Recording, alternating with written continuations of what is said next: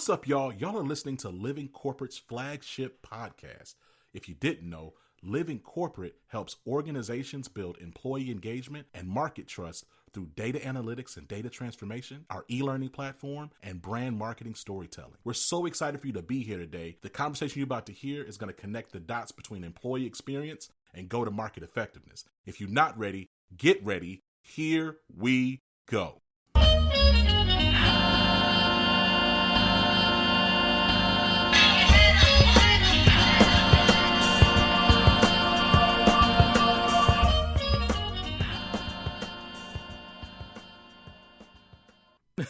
Mones, welcome back, brother. How you doing, man? I'm doing good. It is a pleasure to be here, Zach. Thanks for having me back. I appreciate personally, and I'll just speak on behalf of Living Corporate. We appreciate the work we've been able to do with Fama, and we just appreciate the work that Fama does in the market. You know, it's been a little while since we last sat down, since our last conversation, right? Yep. Like, how has Fama evolved in terms of its technology and its mission? Because I feel like, so the generative AI. Tell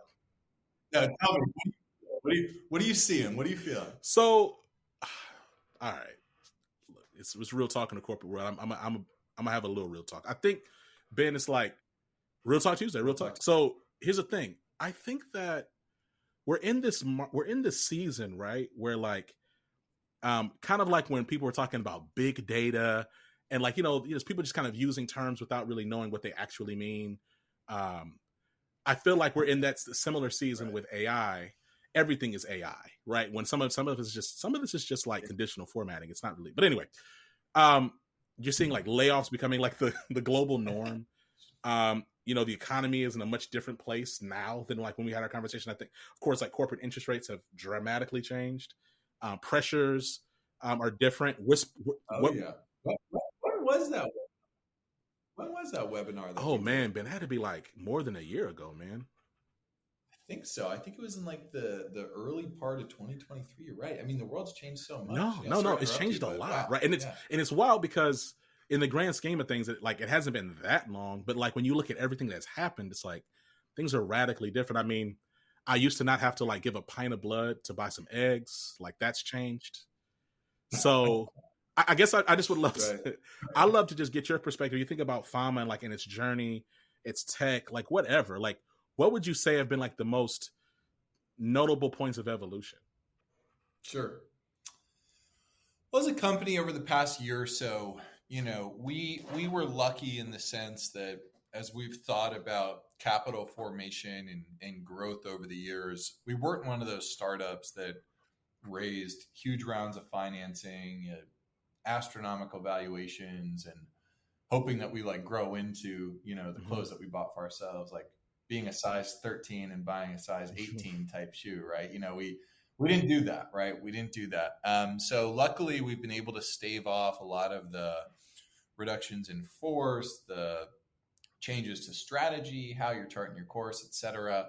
And I think because we've raised small rounds of financing over the years at modest valuations and tied growth to, core business performance, I think as an organization, as a company, we've been lucky that this has been a growth period for us. We're one of the few tech companies that actually grew last year in 2023, year over year, and things are actually looking even better year to date in 2024. So the company's good. My kids are good. Family's good. Everything's good. I got no complaints. A little bit more gray hair for sure, which is probably too small to, and I'm not even going to put my head down so you can't even see it. But I would say outside of that, the company, otherwise from a technology standpoint, we made a really big evolution in the candidate screening space. So, for so long when we last talked, we talked a lot about like using social media, digital identity, who we are online as a proxy for making a better hiring decision, right? How do we think about quality of hire, identifying workplace misconduct, and who we are in text, image, and video. And last year, we had always had this idea that there's so much data that we collect on behalf of our clients that we just don't do anything with, right? Like you only see with Fama the, racist tweet. You only see that like violent blog post, or you only see that TikTok video where they're talking about, selling drugs or something like that. Again, real examples across the board. But we process, for example, like 50 million tweets a month and show our clients maybe a Wow. couple thousand of them, right? So we had all this information exhaust and all this data that we essentially weren't using. And so last year, we have this group of Fama, team members across a few different departments called Fama Labs. It's kind of like our frontier technology organization. They sort of think about what's next. In any event, we came up with this concept and idea that we could actually take the language that people were creating online and actually run traits and competency analysis against that language in the same way that somebody might be writing and doing like a full written assessment or writing sample or answering a bunch of questions for a test or playing a game. So that same concept and idea of using natural language processing to assess traits and competencies, a la Big Five, DISC, Hogan assessment, those sorts of well-known and validated frameworks. Yeah, we came up with a validated approach at like 87% accuracy that can generate a full traits and competency analysis using a candidate's online language alone. So that's probably been the most radical technology innovation. And instead of like filtering people out of your organization, which is ultimately what Fama had done for so long, this new step, this new evolution allows us to actually filter people into your organization and find all the good stuff as opposed to just some of the risk. So just trying to take like who we are online to the next level and not just use it to, for lack of a better term, sell us ads. I feel like that is like the play too. But look, I want to go back to something else you said earlier about, buying clothes that you hope you fit into, and then eventually realize you ain't gonna eat all that food on the plate, man. Now your clothes just loose. So I gotta respect that approach. I don't know. This is not a conversation. We got to have you on for a part 3 soon. But like, I'm going to say this, but I'm not trying to bait you into having a different conversation. But I'm just going to say it because you said something. There is like this okay. trend I see, like it just like really in the VC founder space of like unicorn. Let's get to 1 billion.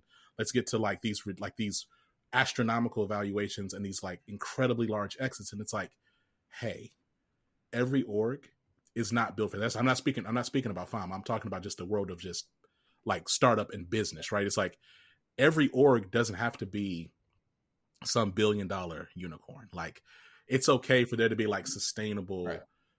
Manageable growth over time. That is that, right? And that's okay. Like I think so often it's like a lot of what we're seeing right now is like, oh, these companies, oh, we're profitable, but we're not as ridiculously profitable as we hoped. So now we need to do these measures to satisfy stakeholder interest. And it's just like, it's refreshing to hear. And look, last time I gave you props, I don't give you props again. It's refreshing to hear somebody who's in the tech space. I'm confident that you have a network of tech bros, not sound so tech bro-y. Oh yeah. Right. Because I fully expect when I talk to, so we're talking about profiles and social people who fit a certain profile, white, straight presenting man, fairly lean in tech. Typically it's like just balls to the wall. Let's get the highest number possible, and if people are disposable in that, as long as we get these numbers where they need to be. So it's just refreshing to hear a different approach there. That's all. Oh no, I appreciate that, man. And you sound like one of my investors right now. So I don't know, you got that. That's exactly the conversations we have between board and management, and I think part of it is a function, without getting into a whole conversation about it, I think part of it is a function of the investment class, right? The VCs you got to think about who their investors are, right? Which are a lot of the pension funds, which are the funds of funds, if you will, the real big money guys that actually do control the way stuff happens in this country and this world, right?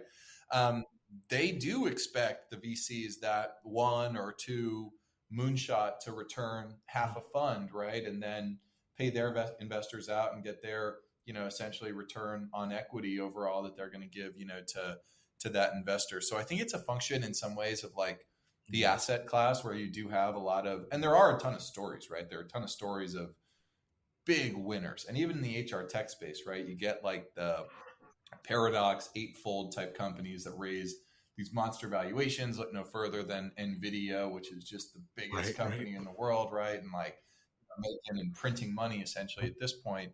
And I think that does distort from, it's not just VC-backed businesses, but the rest of small businesses around this great country, right? It's like most companies are growing at a modest clip that serve and fulfill a need. And if you can put yourself in a position to be a forever business and be around forever, then you're going to create stakeholder value in the long term that's enduring and might not be the type of instant turnaround, instant win, but like with Fama, hopefully the slept on jewel in the portfolio, right? Come on, The man. late bloomer.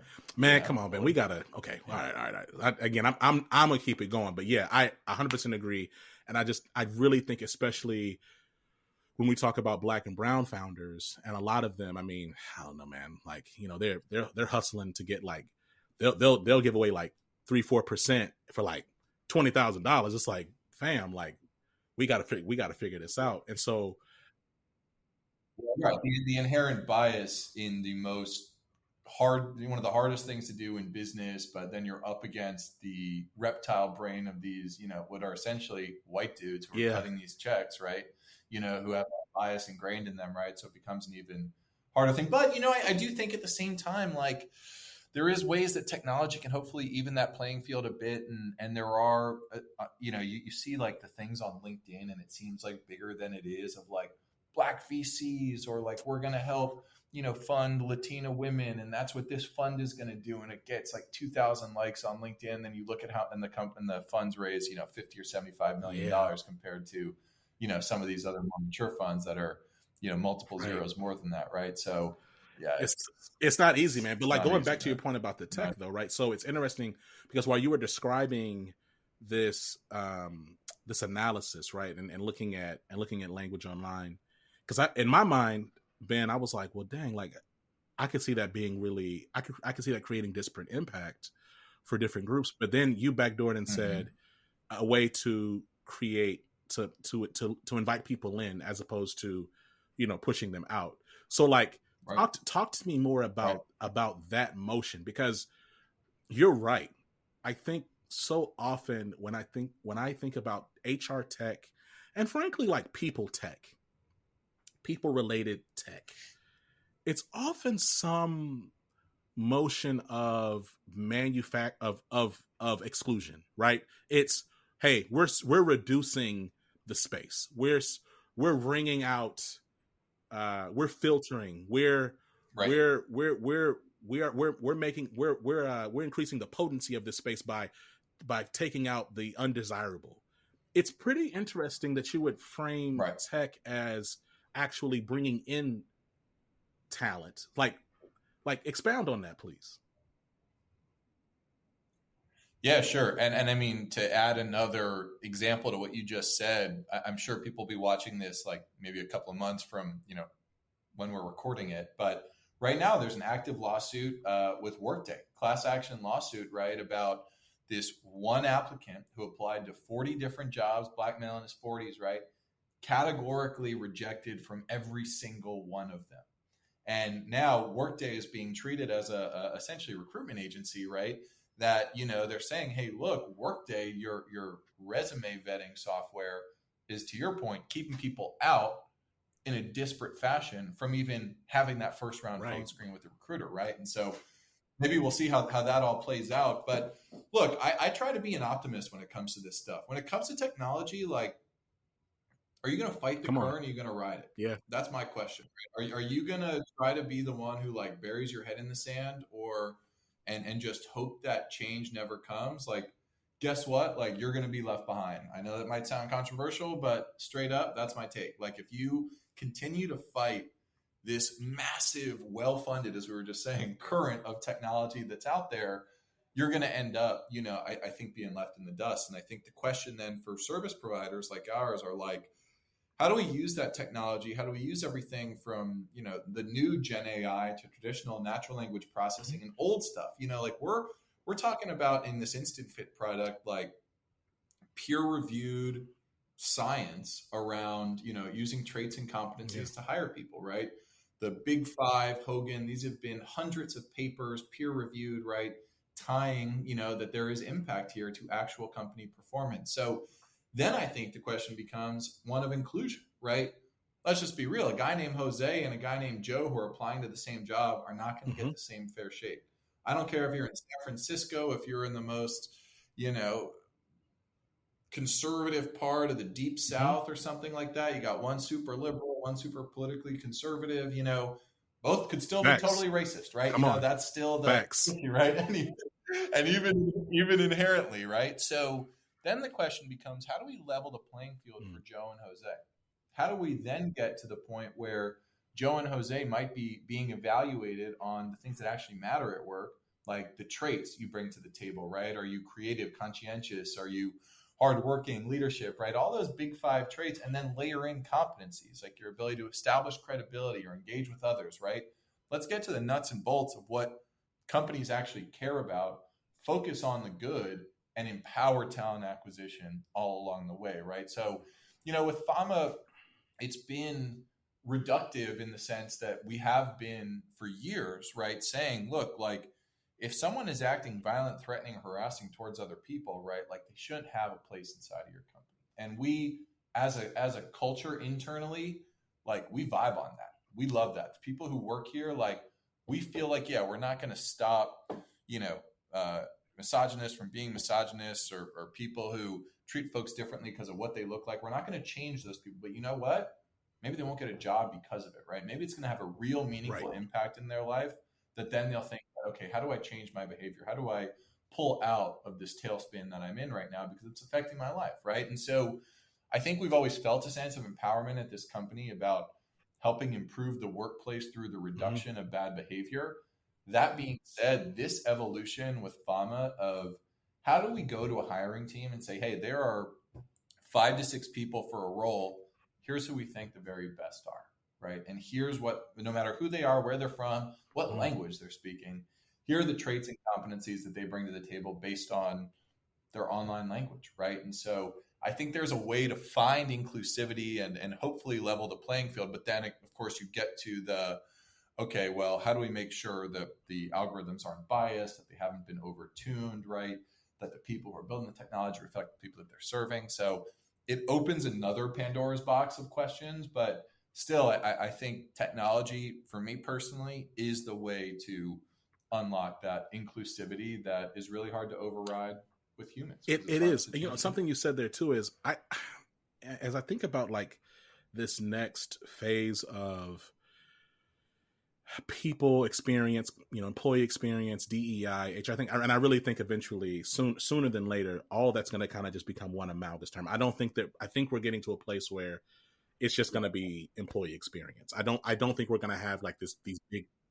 Great observation. I appreciate that. Great observation. Well, because here's the thing, Ben. It's like, yeah. One, I mean, first of all, just look at the market. We're seeing these DEI roles getting cut left and right, and then we're also seeing like even the language of DEI being replaced with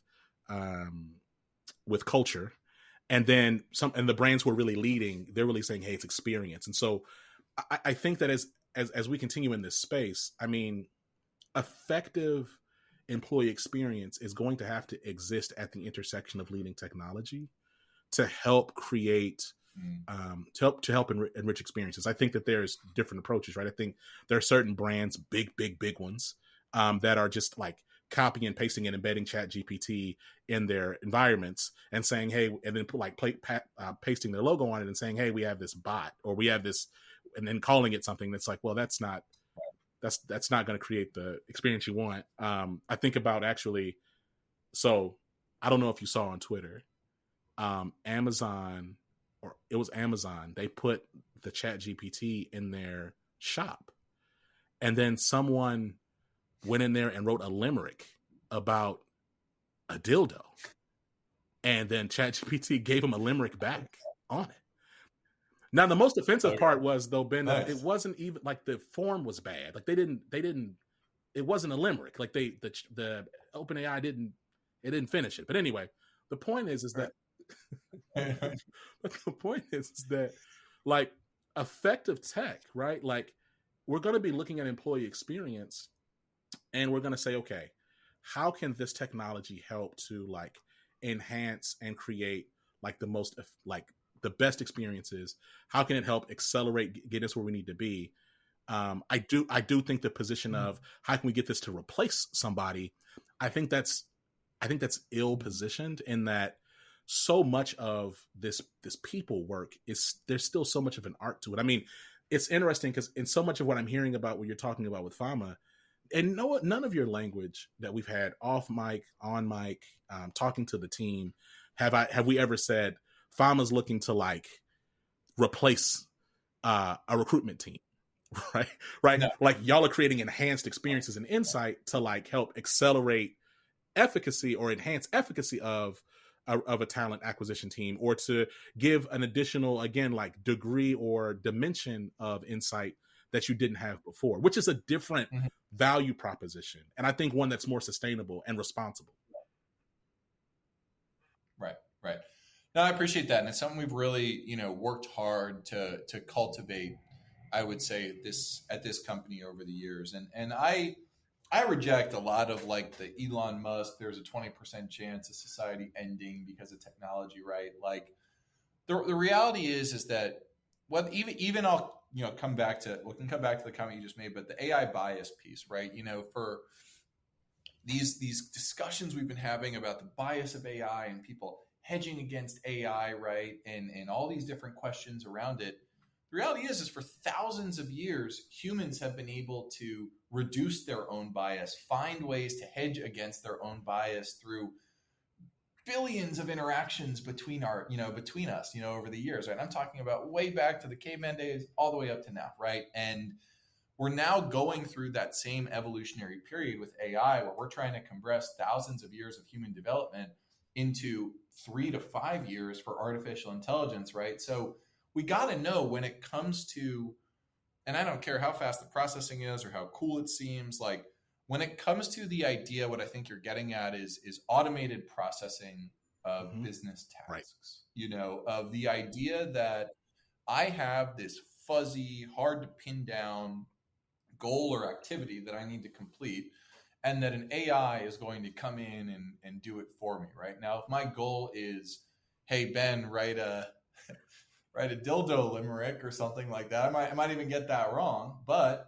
I think when it comes down to asking, how to get home on a high traffic day, right? Asking ways to use its AI to get home on a traffic day, perfect opportunity for automated processing. But to your point, I think that what you're going to see, and we've tried to build at Fama, is the best, instead of like consumerizing enterprise tech, consumerization of enterprise AI.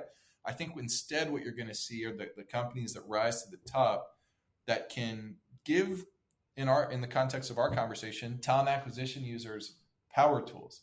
How do you go from like handsaw to drill, right? That's the big question. How do you complete your projects faster, more efficient? The stuff you're already doing, right? Maybe you're like a craftsman or whatever and you're building stuff.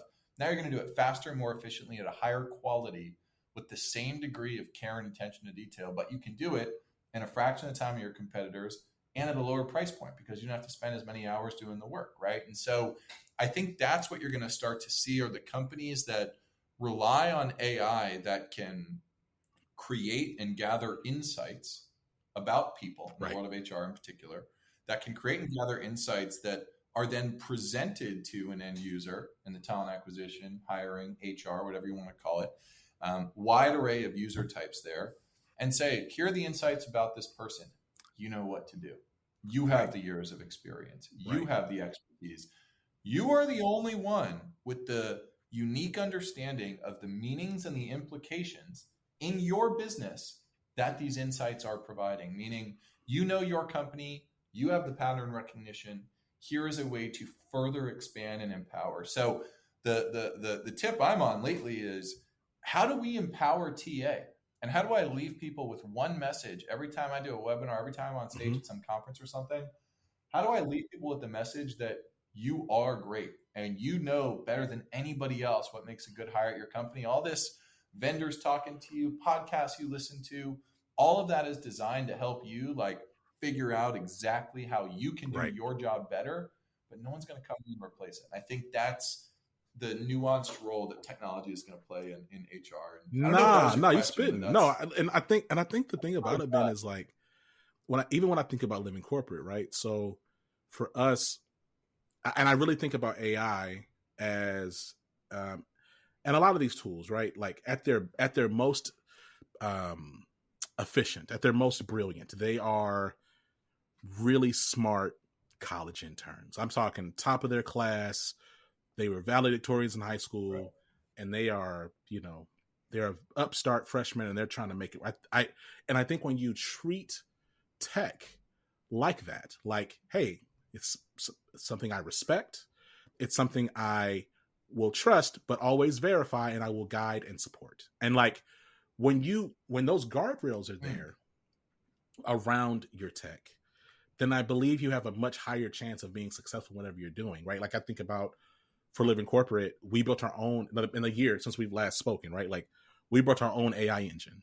And what we did was we used that to ingest our entire podcast library to then transform the podcast into e-learning modules, which is a part of our e-learning platform. And then, right, we have we also leverage generative AI as well as some other some other models to ingest like HRIS data and applicant tracking ATS data and performance data to then like provide visualizations across a bunch of different vertices. But like cool. But like I'm not pressing a button thinking it's perfect and then like shipping that, right? Like that's something it's helping us accelerate delivery. We have our own internal review. Yeah. And then we sit down with the client and we say, hey, so here's what we have. Here's some of the conditions that we've placed as we looked at your data. Hey, here's the learning platform. It went through this many rounds of review, so I just, again, it's genuinely refreshing to talk to somebody who just looking at it in a healthy way. Cause I'm going to tell you, if you look online and you look at like headlines, it would seem like everybody is just like rushing off a cliff, right? But like, I want to continue forward. In our previous interview, you talked about Fama's research on employee conduct.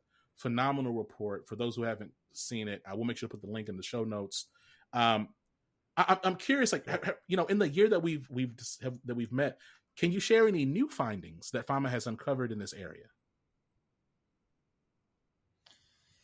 Yeah, I think the headline for the report, and by the way, this is like our state of workplace misconduct report. Appreciate the kind words on it. It's basically like a really good way to get a sense of what's happening in your industry, what you're missing if you're not doing online screening. If you are doing online screening, where you sit as far as typical benchmarks are concerned, right? So I think the big headline is, especially with the adoption of new social media platforms, I would also attribute to some degree like the increasing number of people that are coming online, the spread of high-speed internet, right? Tools and platforms like TikTok, which may be banned. I don't know. Who knows what's going to happen with that. But in any event, like just the explosion of online information, online data has led to a pretty substantial increase in the amount of content that we index. We actually indexed 40% more content last year than we had in the prior year. And that's even adjusted to the overall, volume on like a one-to-one basis. So that's not just like organic growth of the company, but more just at a per person level, how much more content we indexed on behalf of our clients. So one, I would say people are posting more. There's a lot more signal out there, which I think is why we've seen our business grow, is because companies are now coming to terms with the fact that there's like so much out there they have to get their arms around when it comes to screening for risk. But a couple of, big changes by sector, which are probably most interesting, is that tech in its downturn decreased in signals of misconduct. It went from like 21% of candidates who had some degree of misconduct on their web presence to about 12%, right? On the other side of it, you see government go from 5% to 10%, right? Now, I think that's the heat up to the election year, and a lot more people who are, working on the inside or are starting to let their voice be heard a bit. But yeah, it's more of the same. Unfortunately, 1 in 10 candidates we screened last year had some degree of misconduct on their web presence. So yeah, it's still a relatively low number in the grand scheme of things, but some pretty shocking numbers in terms of what stood out. And I think it could be partially like RTO too. It was a big factor going back into the office, in government and financial services in particular, and maybe get more riled up. It's just so interesting. I mean, so double in the public sector, and then tech almost cutting in half. That's so interesting. Like, well, you're the CEO, Fama, so I don't want to get you on here making any like wild guesses, but I just find that just so curious as to like what would constitute such a significant drop in in such for the tech industry.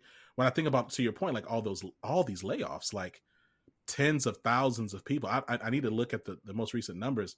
I think like back in February, it was like at like 40,000 layoffs.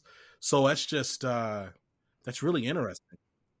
I think people are shook. I think that's like the simple answer is like people are concerned and, concerned about losing their job or not being able to get the next one and minding their P's and Yeah. Q's, so to speak. Right. And so, when we talk about misconduct, we talk about everything from, of course, what we talked about earlier, the intolerance and the threats and the illegal drug use, but harassment is a big flag too. And that's like ostracizing, name calling, that kind of thing. So, that's one of those things that I think you see when people are a little bit more comfortable in the role that they're in or the industry that they're in, where I think, especially in tech, folks know that digital identity is now a big part of, candidate screening. And so that might be, these are all guesses and hypotheses. No, that makes sense too. Cause, and look, like the job loss is real. Like we see the reports and I certainly anecdotally, I see all the LinkedIn posts, right? I mean, people are, so I could imagine this being a heightened sense of anxiety for a lot of people. And it's like, you know what?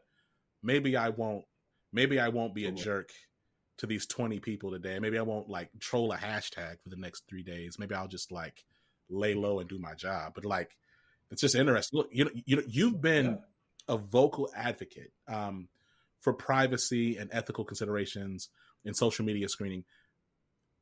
As I think about like ethical privacy considerations, like just that one may personally have or that Fama may hold just as like core to their values, in conjunction with like ongoing and increased regulation of like certain spaces and tech and hiring and things like that, you're like, what has that been like navigating for you and for Fama? Because I can't imagine that the landscape is identical to what it was a year ago.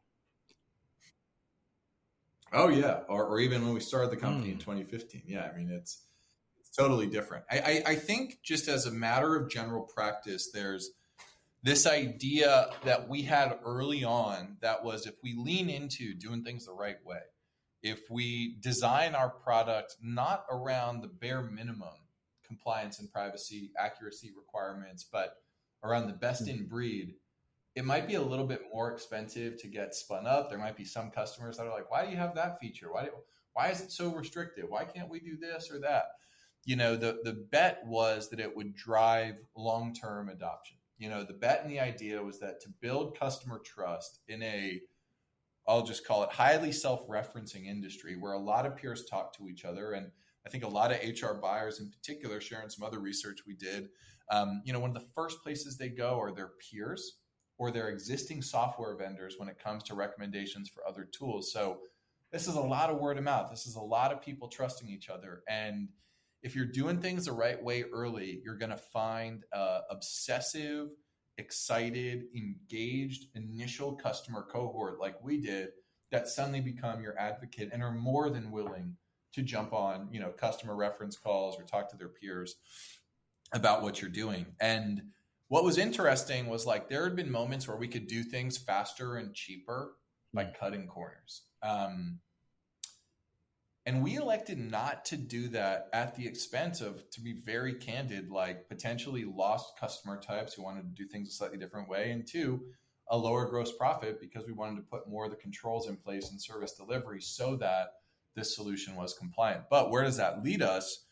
Earlier this year, since we last talked, February, New York rolled out a That's right. new law on social media, right? And they roll out this law that's like, hey, if you're going to use social media in hiring, this came out of nowhere. You're going to use social media in hiring, like you can't ask for a person's username and password, right? You can't even ask for their username, right? You can't even do A, B, C, and D that would invade a person's privacy, which was interesting in the sense that it was almost as if the laws changed to reflect exactly how Fama does what it does. Like we never ask for username and passwords. Like we achieve maximum possible accuracy by mapping on 3 identifiers where the bare minimum is 2, but the CFPB, best practice is 3, right? And so we had designed a product and built a customer group that coalesced around the Fama way of doing things.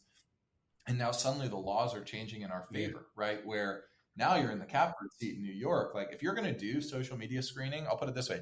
If anyone out there is doing social media screening right now in the state of New York, and I'm not just talking about if your headquarters are in New York, but if you have an employee in the state of New York and you're doing social media screening and getting a username or password or anything like that, you're out of compliance and you're facing a pretty hefty fine, right? And so for Fama, what was cool for me as the founder was like, oh shit, like now the laws are changing in favor of how we do what we do, where instead of like lobbying to change the laws, which, Textio, by the way, did in some of that New York AI law, right? Like the laws are changing in our favor just by the way we were doing things before. So anyway, that's like the big win, but it took, 9 years when we started the company for, that was an early bet we made for the compliance framework to really align more one-to-one. Well, it's validating, right? And then I'm thinking about, February, I'm thinking about like late last year.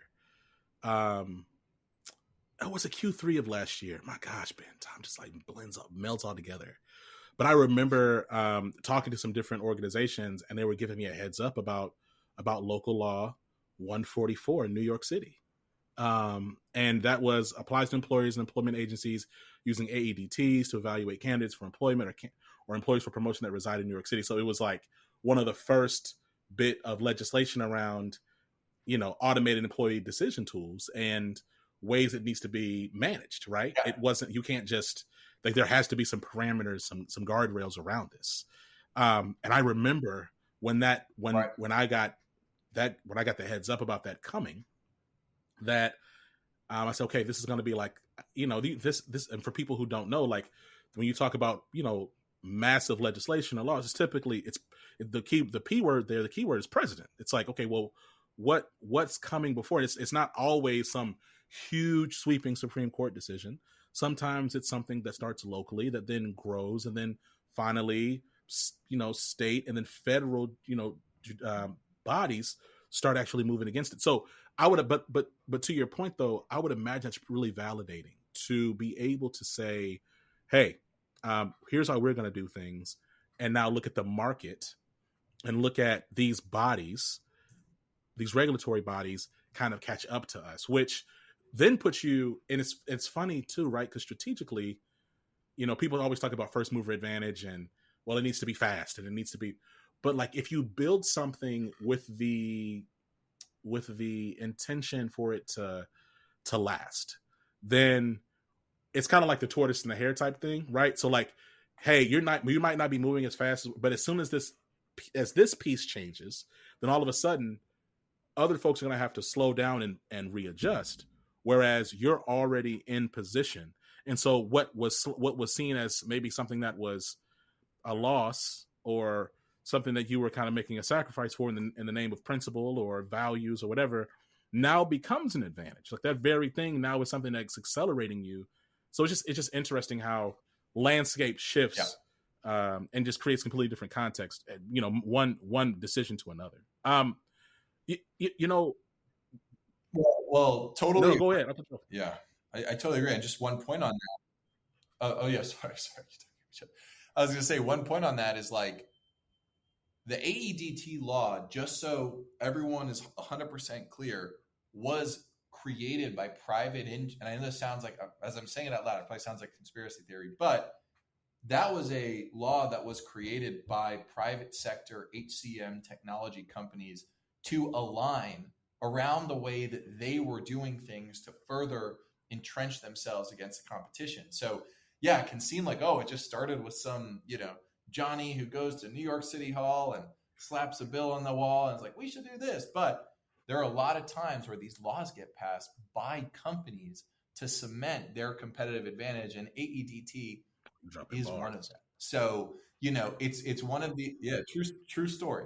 It's one of these things that you grease the right palms, like, and you can still get stuff done like that and still get a win. But with us, with this one, like, Yeah. we were just lucky, like we were just lucky. And I appreciate the kind words, but honestly, like, we believed in doing things the right way, and it seemed like New York thinks the same way. So that was super validating for us in terms of like the murkiness of starting a company and a few big decisions. I'm thinking about tech right now, like the landscape of tech, right? And it's interesting because for Black and brown folks, and I would say probably since, let me think about, probably since like 2000, I'm gonna say like 14, 15, tech was really being positioned as like the place where, hey, this is where you can like catch up. This is where you're going to be able to, like Google as an example was completely different culturally a decade ago, right? Like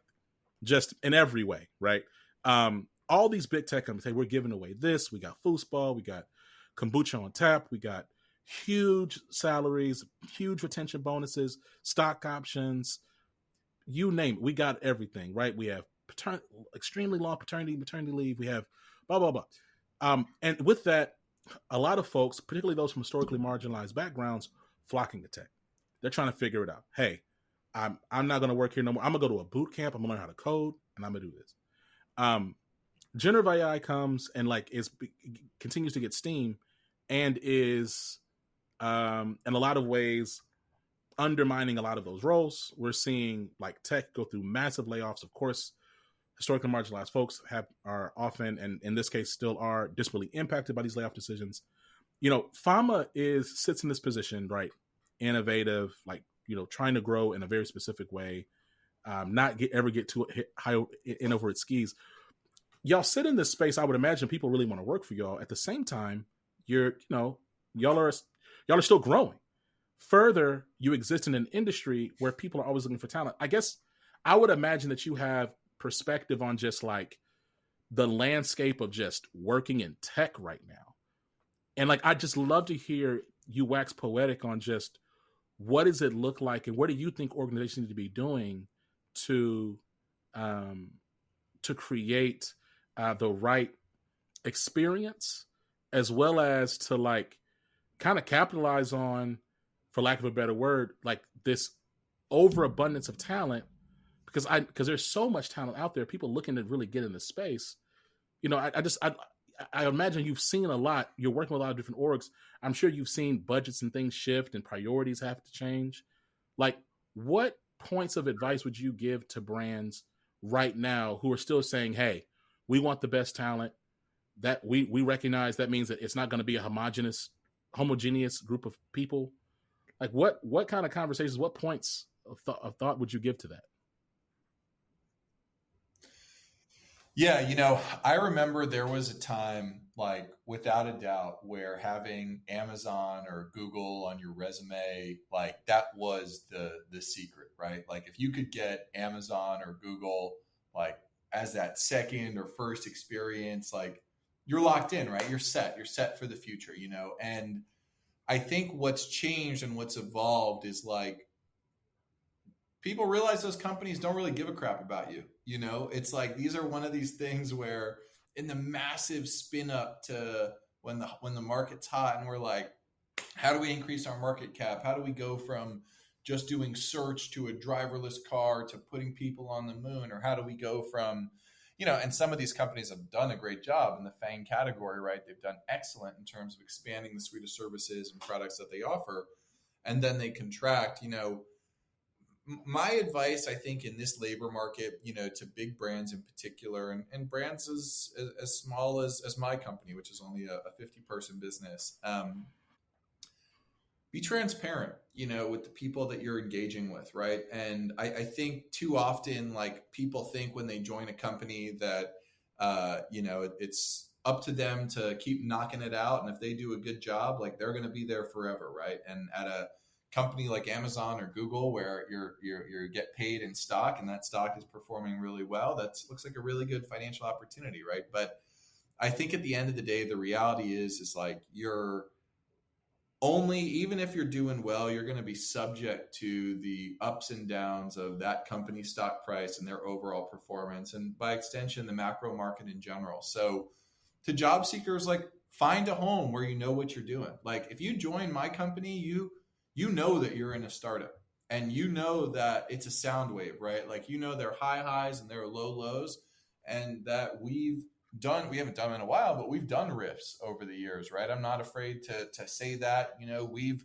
thought things were going to go a certain way and they didn't, right? And that's just the nature of doing business. But like I said earlier, we're riding the wave, right? And we tell people, we treat everybody with an ownership mindset at Fama. You know, we show them all of our board slides end to end, right? Like, even down to the cash in the bank, P&L performance, like that whole gory detail, which in some ways you probably think is going to scare people away. But the more transparent you can be with, let's just be real, these are adults, these are people, like, they have families, they have responsibilities, they have mortgages, they have car payments, they have student loan payments, they got a whole world outside of your office. So treat them like that, right? And then I think that's when people lock in, because then they know, okay, I know where I'm at, I know how I'm performing, and I know this could happen with the company, but if it doesn't go sideways, I have a ton of upside, you know, on the other side of it. So yeah, it's a challenge. And I think on the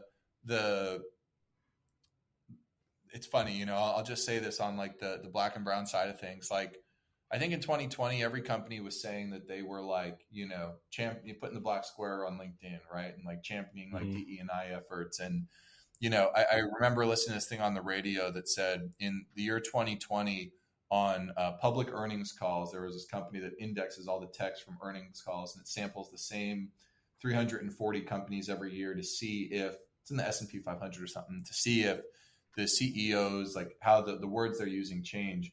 The word racism came up in 2020, I think 175 times or something like that in public earnings calls, 4 times throughout the year.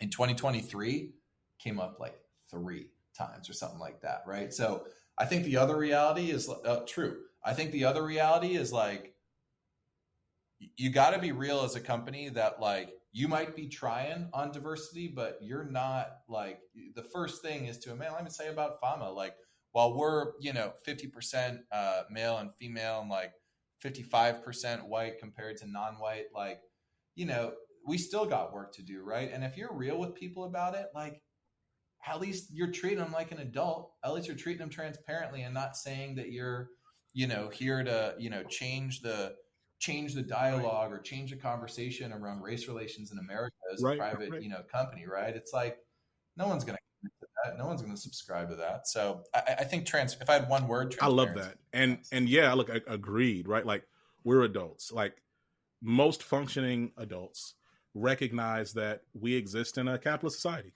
We recognize that companies are for-profit, companies exist for profit. And frankly, a lot of nonprofits exist and are able to carry staff because of the money that they have. Like, we need money. Like, it's just part of just how it works. And so I think that's pretty radical, right. Radically transparent to show your P&L. But I could also see that really being, for me anyway, like, anxiety reducing, because it's like, okay, well, I know exactly what's going on. Like, hey, I know we have a war chest, and okay, or hey, I know we don't, and that, like, every quarter, like, things may shift and change, and that's okay. Like, that's like, or maybe it's not okay, but it's information that I have that I'm then able to, like, do something. I think the biggest mistake I've made in my career, Ben, has what you just said. It's buying into this notion of, okay, if you're performing well, if you're touching revenue,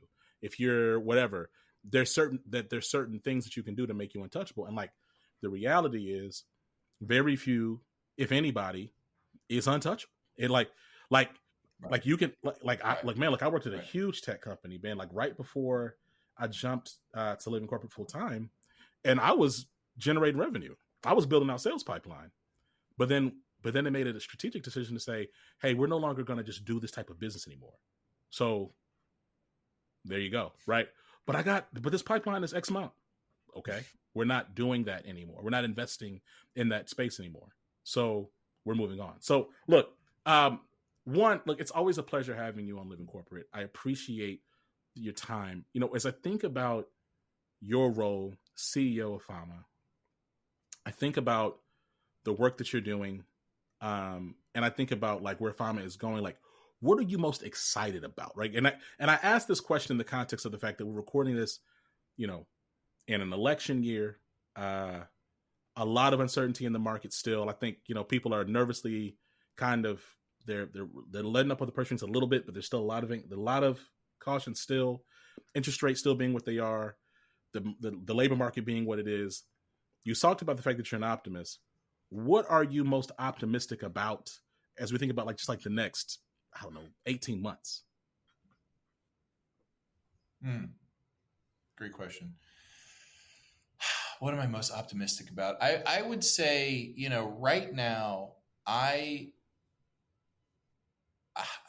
just happy that our team is happy, right now. We have this like swag and kind of like, not cockiness is not the right term, but like we're having a great start to the year, and I believe in the team. Honestly, that's what I'm most optimistic about in our organization. Like, we're trying to do something really hard as a company. And the thing that I'm most optimistic about is like, we've been through the ups and the downs. Like we've been doing this for 9 years now, and we've gone through phases where it got really crazy and it got really close to running out of cash. Right. And we pulled out the last second, right. And we're able to get to the phase that we're in now.